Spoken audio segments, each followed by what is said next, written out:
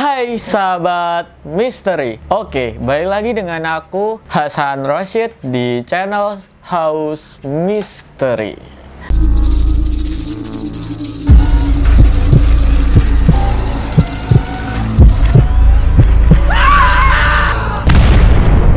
Hai sahabat misteri.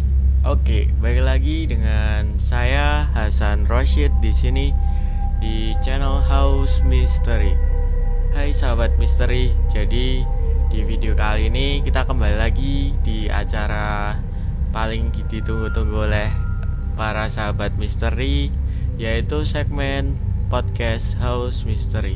Dimana di acara podcast House Mystery ini dari kami mengundang mungkin salah satu atau salah dua narasumber yang datang untuk join Discord bersama kami untuk menceritakan kisah-kisah horornya yang pernah ia alami maupun yang pernah ia dengar dari kawan-kawan, saudara maupun kerabatnya.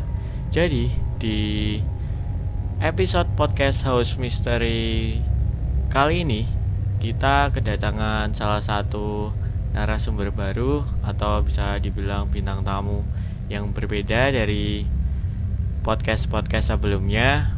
Nah, untuk pertama kalinya kita kedatangan narasumber yang berjenis kelamin cewek. Oke, jadi ini singkat cerita, katanya ini akan menceritakan tentang sebuah misteri yang bertemakan misteri apartemen. Nah, pasti para sahabat misteri udah pada penasaran nih bakal kayak apa ceritanya.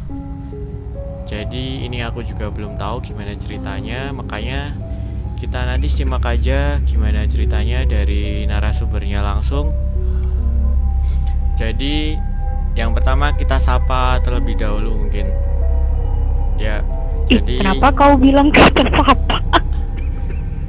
Ya kan disapa dulu. Gak kuat bacotanku. Ya Allah. Ya. Maksudnya nggak usah lah bilangnya kita siapa. Iya, aku biasanya gitu. Ya. Oh iya kah, baiklah, maafkan aku. Oke, jadi kita sapa terlebih dahulu narasumber kita kali ini, yaitu di sini ya bernama Mbak Korinanda. Oke, halo Mbak. Hai, panggil aku Korin. Oke, siap. Jadi di sini dia akan ceritakan salah satu kisah horornya yang katanya lumayan mencekam nih. Oke, jadi singkat ceritanya ini tentang apa ya Mbak ceritanya? Sebenarnya ini bukan cerita aku pribadi sih. Jadi ini tuh ada cerita dari teman aku waktu dulu awal-awal kuliah gitu. Nah, dia nih kuliah di salah satu universitas di Surabaya. Terus tadi juga aku udah bilang sih sama dia mau pakai cerita ini ya di podcast hari ini untuk kalian semua, teman-teman apa tadi namanya? Sahabat House Mystery. Oh ya, sahabat House Mystery di sini. Oke. Jadi udah dikasih izin buat menceritakannya. Penasaran nggak? Oh, sangat penasaran sekali tentunya. Siap. Ya, jadi itu Wah, tadi. suaranya si ini horor juga ya? Siapa? Suara Anda horor juga. Astagfirullah. Ini belum ke ceritanya loh.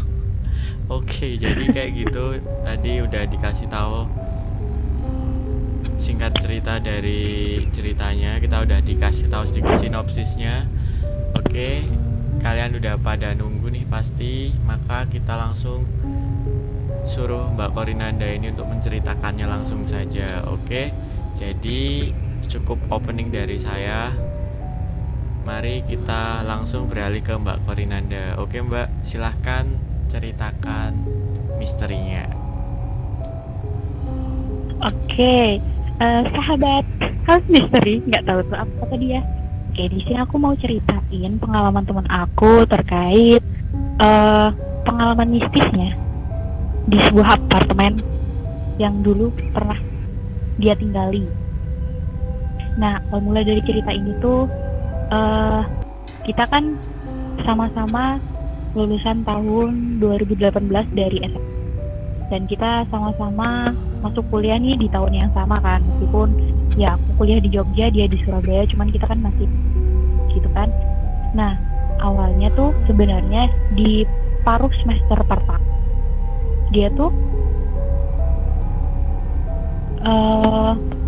ini apa sih ya namanya, dia di paruh semester awal ini, jadi sekitar 3 bulan awal masuk kuliah sebenarnya dia nih tinggal di salah satu kos di dekat kampusnya.